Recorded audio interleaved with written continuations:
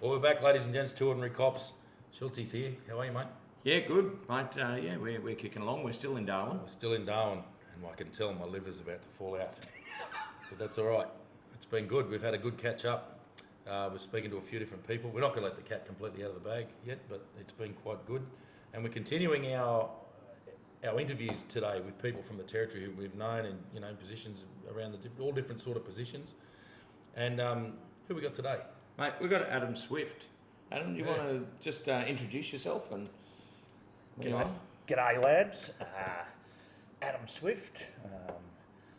Got a couple of hats that I wear. One I wear is the Vice President of the NT Police Association, and the other one that I wear is I'm a Sergeant of Police at the infamous Police College. Yep.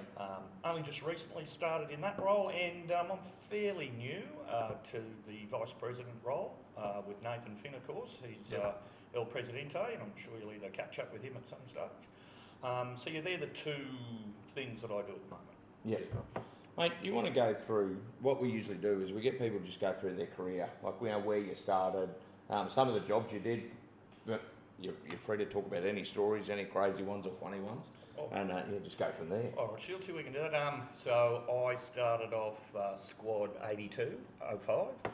So we're about to have our 20-year reunion, 12th of March. So in a couple of months, that'll be 20 years. After graduating, started, I suppose, where we all met the great Bob Rennie, of all people, and I know you've had him on. But Bob was, I think, in traffic at the time, and I was a lonely little constable in Palmerston. So we rolled around there with, quite a few infamous characters, I suppose. From Palmerston, once I finished and got off probation there, my sister, she was a nurse up here in Darwin, and her ex-husband, he was also an NT police officer.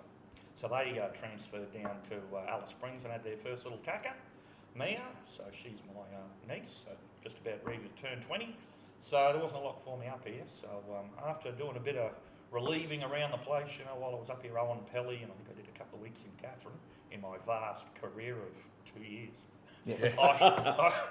I was told, go son, and go and stay away as long as you possibly can, because otherwise, that's when they had the old management initiated transfers. They said, if you want to avoid Tennant Creek, or if you want to go by yourself. So I did. Yeah. And that started my first term in Alice Springs. So I did 7 years the first time. Yeah. The bulk of that was actually, I did a lot of relieving. The intervention started at that time. It started around about 2008. Yeah. So I did a vast number of sort of stations around the place, both those famous ones, and working with blokes like Mal Malagoski and Nathan, for that matter, at You In The Mood. Yeah. And out with Bobby Owen at Papunya, and Gert Johnson of all people at Hermansburg. Yeah. So I more or less that first sort of 5 years in Alice Springs. I bought a house near the golf course. I reckon I probably slept in it about 3 nights or 4 nights myself. So lived in a swag, did lots of that type of stuff. And then I sort of thought, it might be time for me to get out of the desert, At the time, Ray Musgrove used to call me Swifty of the Outback. And that was my thing from Ray. He was always, where are you going, Ray? And in fact, in that time, I reckon I spent a fair bit of time with Ray. Yeah. So then I put in to go to Nullarbor, because everybody said, that's a good spot, Swift. You're a first-class constable. I think I probably made almost brevet sergeant or something by that stage. And they went, no worries, right, you can go. Anyway, then out of the blue, last minute, I think I was just about ready to pack up and leave. And I got some sort of paperwork from, selections at the time. Sorry, son, you're not going. Somebody else has beaten you out of that position. Yeah. I thought, God, who could beat me, Been in the job for about, 7 years, Anyway, so that was my first interaction with Vince at the time. Anyway, so I've gone to Vince. Vince says, you young blokes just complain about everything. Anyway, sure enough. Anyway, I don't think Vince was real happy, but I got an offer. You can go to Grid Island. I said, I don't want to go to Grid Island. I want to go to Nullarbor. Vince sort of had this piece of paper in his hand. He looked at me. He goes, this is a once-off offer, buddy. Either you're going or you're staying. Which is it? Anyway, packed my bags up and went. Yeah. Grid Island. Off to Grid Island. So had some very interesting times on Groote Island. That was it was a totally different sort of place. I did tell a story, I think to you lads the other night, but I don't know whether. Go for it. Yeah. So this actually happened my very first day on Groote Island. So I'd just gotten off the plane, and in those days I was. I'll preface Groote Island just to explain for our interstate viewers. Groote Island's in the Gulf of Carpentaria, and it has unique issues even in relation to the Northern Territory. It is a very wild place. So I'll just preface it with that. Continue. Sorry, Swifty. So back in those days, I was a lot more athletic than I am now, and the OIC of the station know quite well. So anyway, we get there and we're doing the introductions to everybody, and the sergeant at the time, he comes out and he says, "Look, I'm glad we got a new copper here." He shook my hand and he said, "Look, we've got to go out. Your first big sort of confrontation's happening at a Nurragu." I'm thinking, "Oh, what is this, a Nurragu place?" Anyway, and that turns out to be the little community out near the airport. So we've more or less got off the plane and went into Aliangulu. Anyway, we turned around and back out we went. So I was given the OIC at the station his gun belt. It fit me, so I had his gun belt and his gun. Anyway, they said, "Right," they gave me the little camcorder, the little that they had at the time. I think they used to have the little mini discs in them or something. Anyway, my job was to stand up on the roof and just videotape what was going on, and if there was any offences were identified, then later on, we'd be able to watch the footage and see who did what, go out and line them up later. Anyway, I'm watching this footage. This great big fella, he comes over. Anyway, I can only describe him as a bloke that looked like Bob Marley with grey hair. He starts. He's got another fella with him. Anyway, they start talking to me and then telling me, that I'm not to videotape. See? Yeah. So of course I told him that go away, and I'm a policeman and I can do what I like, and I'm gonna take this. So I was sort of giving the old point the finger at him. Well, that wasn't the smartest move that I could ever have done, because they weren't real happy with this. So they've gone off to this house that was about 25 metres away, and I went into this house and they came out and they had all these spears and everything else, and they were making a beeline from my direction. I was stuck with all these people around me on this car, and I'm thinking, "Ooh, this could get bad real quick here." Anyway, this really, really nice lady, she had grey hair too, but she popped out in amongst, got between us, and anyway, it was language spoken, lots of pointing, and anyway, the big fellow who looked like Bob Marley with the grey hair, he wasn't happy. He snapped the spears, threw them on the ground, and just said something in language, and everybody disappeared up to the right. Well, my nasty sergeant, he thought that I was beast knees. He's come over, he goes, "I don't know what you said, bucko, but you've done a great job there. Let's all pack up and we'll watch the video later, let's back to the station." I'm scratching my head and thinking, "Ooh." Anyway, so back I go, we get to the police station. Aliangulu Police Station's got the courthouse next door, and there's a door there, and they were sort of introducing me and everything. And I give my gun belt back to the OIC. Anyway, lo and behold, in walks this Indigenous woman who had said whatever she said to old mate who looked like Bob Marley before he took off. Anyway, so I've just met Killer. Oh, yeah. The infamous Killer. He was going away only a couple of weeks ago, a.k.a. Craig Petter. And I've gone, "Killer, who's that lady?" "Oh, that's your ACPO." "Oh, is it? Oh, she works for us." I said, "I'm going to meet this lady." So over I go, and I'm shaking her hand, "Hello." And I said, what's, I introduced myself, shook my hand, and we started on a conversation about, who she was and what she'd said to this gentleman. Anyway, she says, "I just told him that you were Michael Hickey's son, and you would do policing, the way Michael Hickey did it." Yeah. Anyway, well, everybody laughed, and unbeknownst to me, there was an incident about 15, 20 years ago over on the island where Michael Hickey had somehow shot this fellow. Yeah. So then the names came out and who it was. But for the whole rest of the time on Groote Island, I never saw another fight or spearing or another thing never happened, all because they thought I was Mick Hickey's son. Yeah. But the funniest thing about this whole story is it would not have been 8 hours later, more like 4, the phone's ringing and it's Hickey.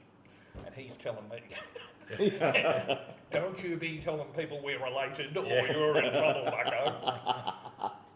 So then, it's finished up Groote Island. It's about 3 years, enjoyed that. returned to all places of Alice Springs, did another 7 years there, and things sort of changed. That's when we brought in, or the department brought in a custody sergeant role.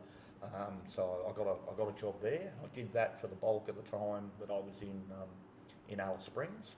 I didn't do a real lot of relieving my second time around. I've sort of done pretty much a lot of that. I was sort of trying to put a little bit of effort into possibly get myself promoted to sergeant and those types of things. I think that's when Barb's arrived around about that time. So yeah, mainly did a lot of town policing and everything else.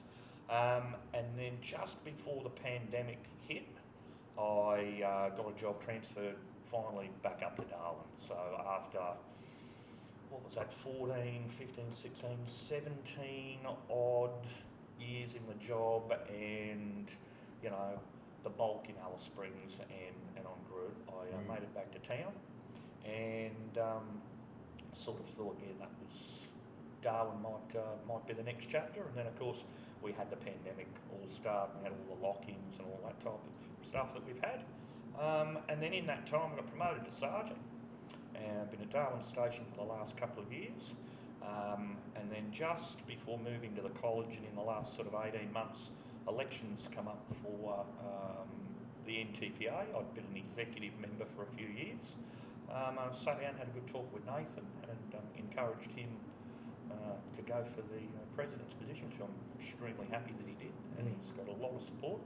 And yeah, now I'm at the college trying to teach the next generation. They do say those that can do and those that can't teach. So I'll just have to work that out. No, it's all good. No, that's good. So, mate, obviously you spent a lot of time in the desert, and so the two places you've worked, I've worked on both as well. I haven't been posted over to Groot Island, but I was over there quite a bit with Drug Squad and a few other investigations within crime out of Catherine. So I'm aware of the unique issues on Groot. So Groot Island and Alice are similar in ways and different in others, but they've both got one thing in common, and that is that they're very, very violent. Very much so. Can you talk about, just with the, we've obviously spoke about Alice a few episodes ago, just how it really is different to anywhere else in Australia for the sheer volume of work and just the level of violence against police and against each other. Can you just talk about that and just run through some things you saw in Alice and bring them up to date? Alice has changed in my time in both places, like particularly from relieving. I think I was about 30, 32 when I first got to Alice Springs.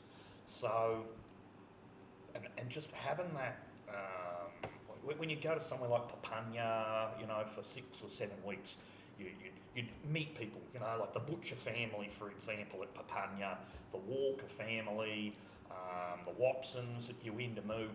You would create a really close bond, a relationship with, you know, with the people there. You'd meet the elders.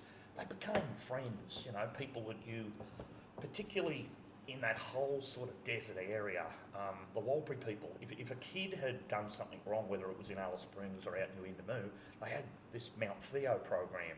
So the kids would be taken out and they would be disciplined in a cultural way. They would be shown right from wrong. There was lots of respect there. When I first got to Alice Springs, I thought it was great. I thought it was better than Darwin. I thought it was safer than Darwin. Yeah. We used to, you know, the barracks were in Allchurch Street, just sort of behind the hospital. We, at all hours of the night, you know, you'd walk home. Even when I then bought a house behind the casino, you know, you'd walk into town, and that wasn't a problem. I never felt, you know, uneasy or as though anything was going to happen when I was off duty. And then on duty, you know, like you'd have, I remember the Rosses, Selma and Thelma. Now they reminded me of the twins on The Simpsons, the sisters, you know, but the twins on The Simpsons used to smoke.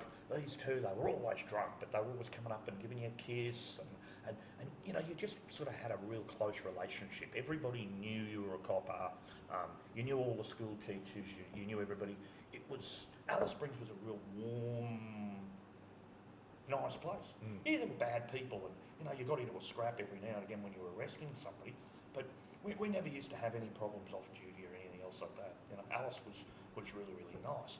And Groot Island, I found, was similar. Groot Island, there's no public drinking, okay? You can only, you have to have a permit, you have to live in the township.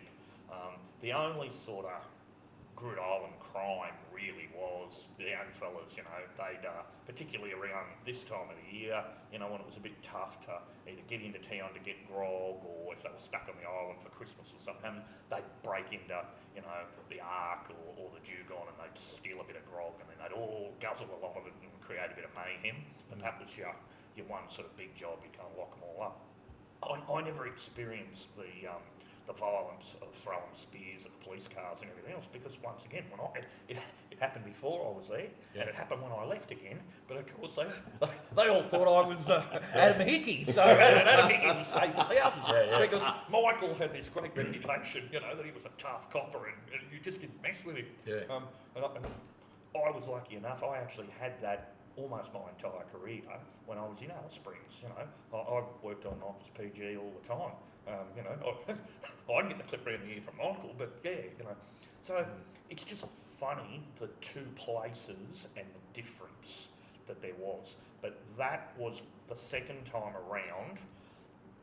I remember Wally Winton said to me before he went to the AFP from Groot Island, he goes, "You know, Alice Springs is not going to be the Alice Springs that you left 3 years ago." And I said, "Yeah, but I've got a house there, you know, and I've got mates there."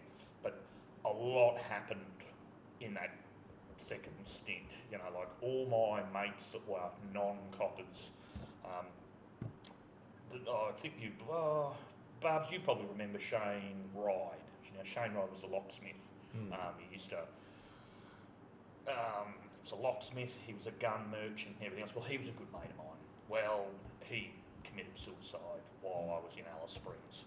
And so, and a lot of our other mates moved. They couldn't handle that. And then the crime was getting worse, and a lot of it was sort of starting to be aimed towards us. So, and that was probably what got me out of Alice Springs the second time around. I was sort of, I just don't want to be here anymore. It wasn't the friendly place that I remembered from the first time. Which brought me back to Darwin, which really I think gave me a real boost. You know, even now, 4 years, it'll be 4 years after Christmas that I've been back, and everybody still says how happy I am, you know, how positive I am, what I'm doing, and yeah, I think it really gave me that getting out of somewhere and starting a new thing. And I've had a couple of little bits since I've been back here, heavily involved in the association, which gives me a bit to do, and then I spent a little bit of time in Professional Standards Command, which I really thought that was somewhere, apart from I used to have my own seat in that office for a long period of time, both before I went in Alice Springs and returning. I never sort of thought that I'd be working in that area, but I did about 8 months there. And then Darwin Station, which I previously worked before I went at Palmerston, so that was another new challenge, and now come to the college. So it's really, it's good. I feel good, and you know, it sort of gives you a new challenge. And sometimes policing can, you know, get you a bit stuck. Need to move around a bit, and that's the beauty. You do get the opportunity to do that. But it's funny you say that the college now.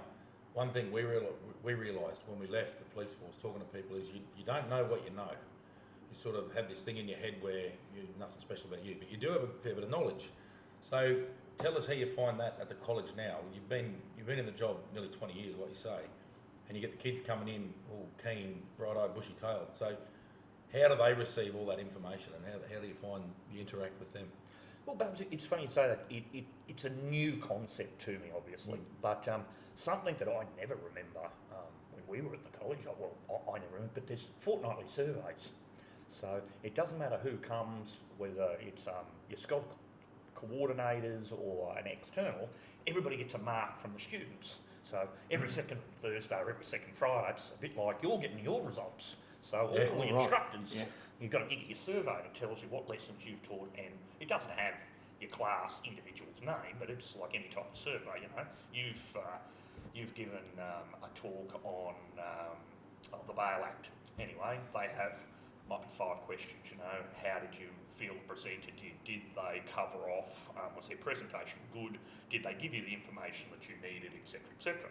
And so you get rated by the students, and that's quite a good thing too, because they're actually, you know, you're in the high marks, so the feedback's good from week to week.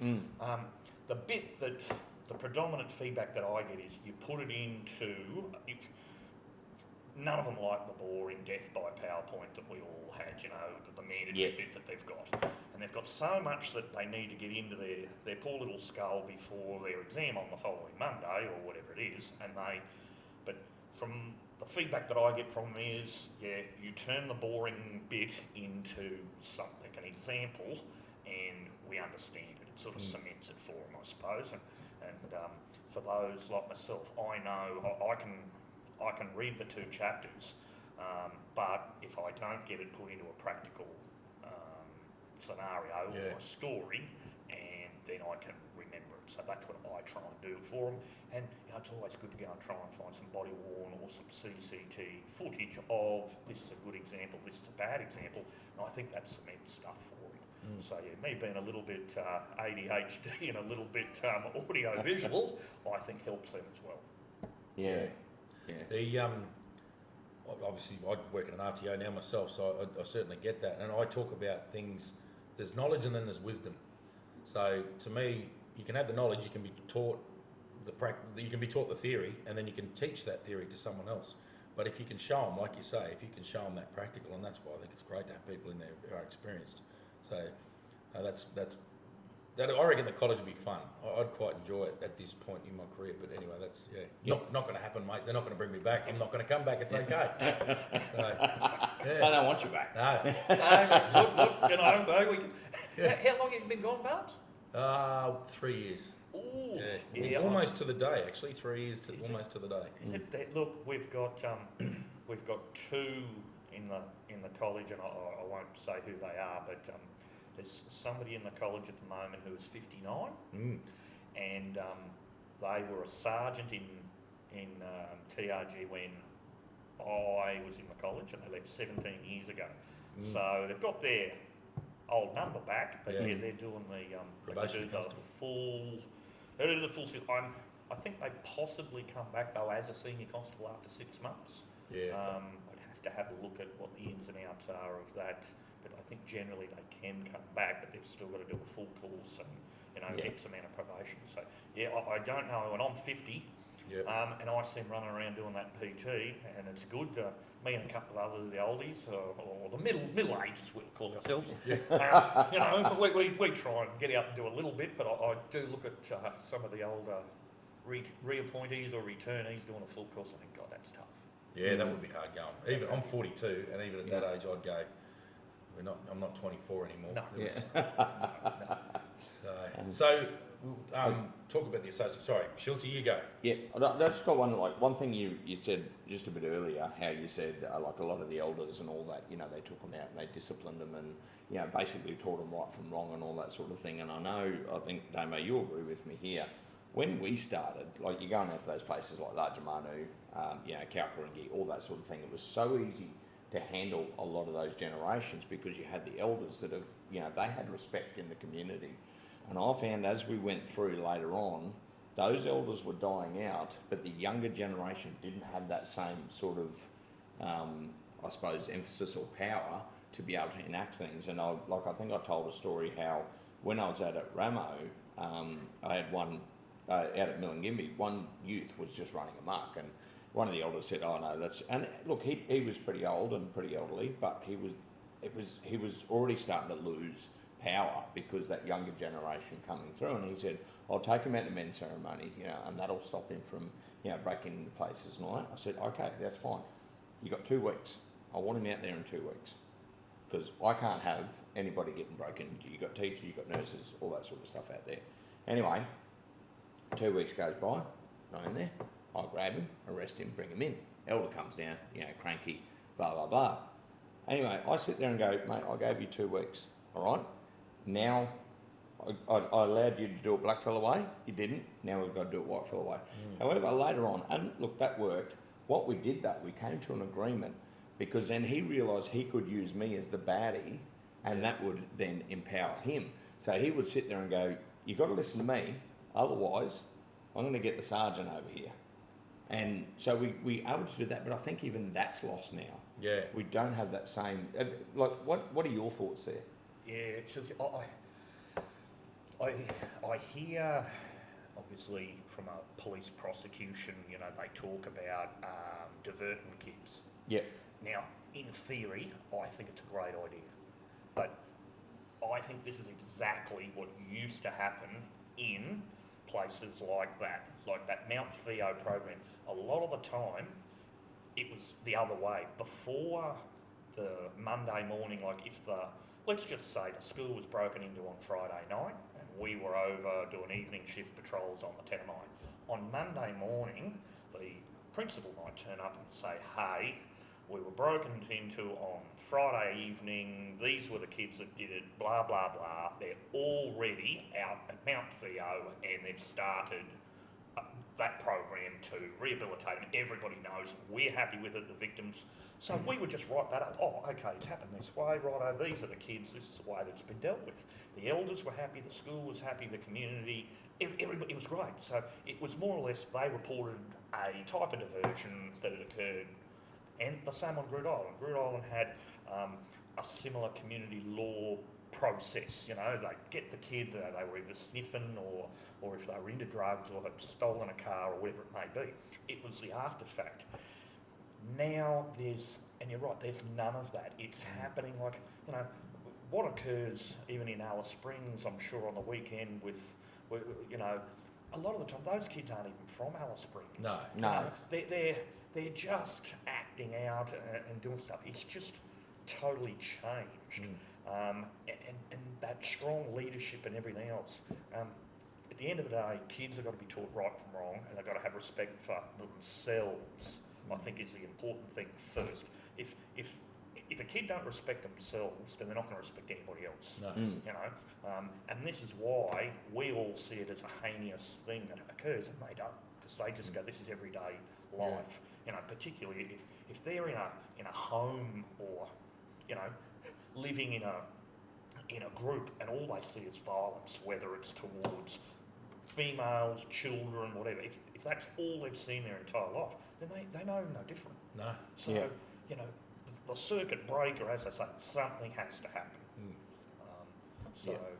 And positively, and fingers crossed that we are going to get some change. Yeah. The big one there was, I think that news. So obviously, we're recording this on the, what is it? It's 15th of December. There was an incident last week through the week in Alice Springs where a very small baby, I think a 2-month-old baby, suffered a fractured skull during a home invasion, so an unlawful entry with 2 armed kids. Now the news coming out now, obviously that's horrendous. We've got a 2-month-old child with a fractured skull as was in their own home. It doesn't get much worse than that. Well, it does, but that's the top end of the scale. But the news coming out now is that received bail 35 times, and that was where people don't understand this youth diversion. Youth diversion is excellent for a bunch of naughty kids who stole a bottle of Coke. We're not talking about a kid who stole a bottle of Coke. We're talking about pretty dangerous kids here. They at what point do we flip over and go, we've got to try and rehabilitate this young fella, and go, nah, we have to protect the community from this person, and that's that tipping point. And I think we could nip that years ago. We got nipped in the bud. And just to back the poor old elders a bit, the current ones, it's just got so overwhelming for them now. It's not like you've got 1 or 2 fellas who are going a bit off the rails. There's lots who are going off the rails. Groups of 200-300 youths roaming the street in Alice Springs. I saw it firsthand. I was a victim of it. Not that I was much of a victim, but it was, it happens. It's constant, and it's, I know the people of Alice Springs are suffering because of it, and there's a lot of heartbreak there, because like you said, it was a bloody nice town, but it's not now. It's not a nice place, and you can't sugarcoat it. It's not a nice place. There's a lot of nice places in Australia and around the world, but unfortunately at the moment Alice Springs isn't one of them. So, but mate, we won't go down too many rabbit holes. So obviously, did you want to ask anything else, or I was going to move on to the association? I think that's what we should do. So obviously, Vice President of the association, we're having a chat with Finney as well, heading up the association as a president. What do you see as as the goal? What are you guys trying to achieve for the future? In a small period of time, we have been lucky enough. Last year, went to New Zealand and went to their conference, and the start of this year went to New South Wales. Big police association, lots of assets, things like that. We are little brother. We just want to look at how we can invest what we have and diversify in, I suppose, with our money. Yep. We want to sort of future-proof ourselves into, if something major was to happen, do we have the finance to look after our members? There's all sorts of issues, I don't really want to go down the Uindamu track or the New South Wales. They had an officer who was the results of that tasering type thing. Yep. But anything like that has a financial burden.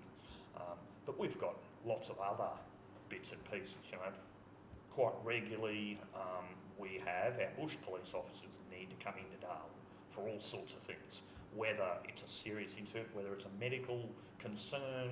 I still remember years ago when Owen Ulrich's, I think it was his boy, got bitten by the snake out at Colgra.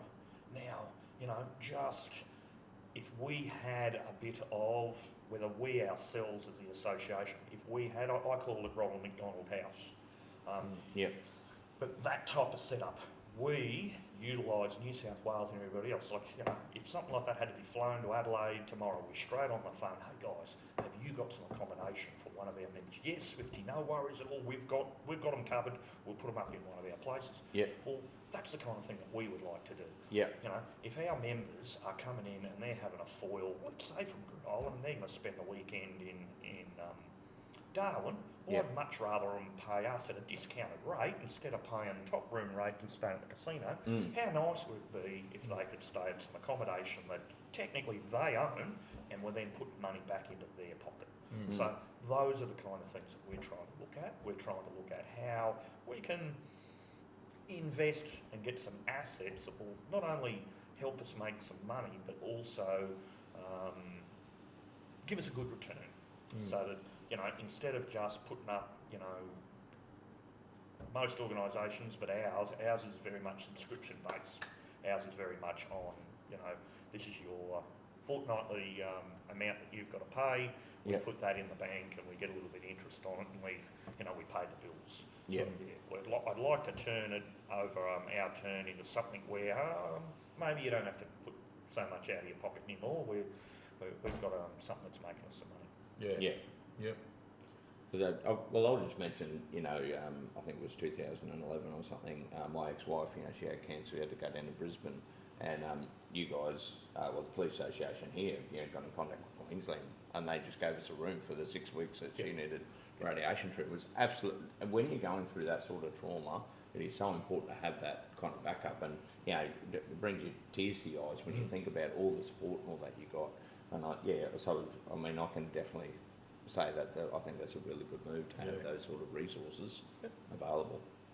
No, it is, because like I keep saying, I've said it over and over again, we're a team, it's a team sport, and you got to work together. There's no way you can do this job by yourself, and it's got its own challenges. We know that people in the job will all be affected by the job. It changes you, by the end of their career, they will be a different person to the person who started at the college, all happy and bright, and their mum and dad are proud of them and everything else.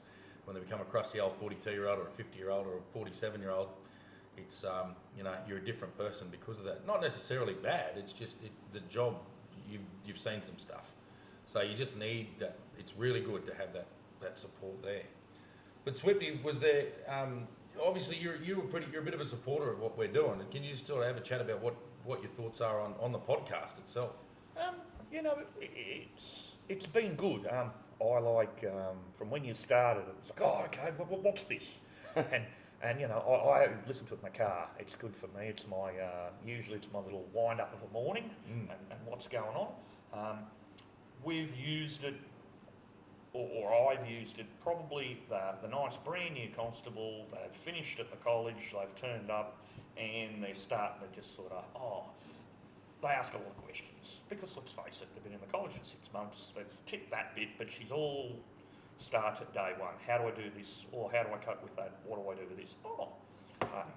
A couple of boys that I know, they are doing a bit of a podcast and they've discussed a few of these things. And, you know, you've got a couple of the wise people that you've interviewed and it's just good for them. I only just had a group of ARPs, which are police officers from previous jurisdictions. Yeah, it's accelerated recruitment program. Yeah. They do a short course, and I was only talking to all people, one of the librarians at the college who, she listens to you. And she says, it's very good for them. She said, I've referred those to have a listen to it. So we sort of use them as a bit of a learning tool and you know, different opinions. Hey, have a listen to these boys. Yep. So everything's been pretty positive. It's always very good, you know, listen to Bobby Rennie or somebody else I know that you've interviewed and have a bit of a chuckle. Yeah. Sometimes there's a story that I was either involved in or heard about or remember something along the way. I remember something along that, you know. So it brings up a good memory and a bit of a chuckle. So Yeah. it's good. It's good to hear. Now we sort of, it surprised us a bit. We didn't know where to go, and it seems to be getting some traction. And I think that's because I think it all comes back to the fact that we called it what it is for that reason. There's nothing special about us. We didn't do anything extraordinary. We just did the job. We were two ordinary cops. So I think everyone can relate to that because everyone does this stuff. Everyone who's done the job for any length of time has been involved in something wild. So we'll keep talking rubbish. That's right. Yeah, exactly. People want to listen. We'll stay on. Look, and also Swifty, thanks for your support. Like, Yeah. you know, all that sort of, you know, I mean, Anytime, fellas. that's what keeps us on going, really.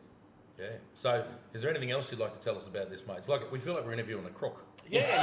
I feel like I've got to own up to breaking, you know, stealing lollies, you know, in first form at school. Yeah. Now, Swifty, you don't have to say anything unless you wish to do so, good. right? Can you play my caution back to me? Yeah. No, it's just good. Thanks for the visit, fellas, and coming up. You're always welcome. And my liver will recover for the next couple of weeks leading up to Christmas. It should be good. Yeah. And I'll next time I'll have to get you on my little thing. I'll get you on Hello Pool People. Yes, we saw you recording that yesterday. Yeah, I did that yesterday, and a couple of people who will probably listen to this, I'll have to refer them because they said, "Oh, where's the boys?" I think we had a couple too many, and Pretty sure I was in bed. We had a man down yesterday. We did. Not as young as I once was. Oh, very good. So that's about it for this. Thanks very much, Swifty, and thanks for having us, mate. But we'll be back next week. We're always around. It's the Two Ordinary Cops, and we'll talk to you soon. See ya.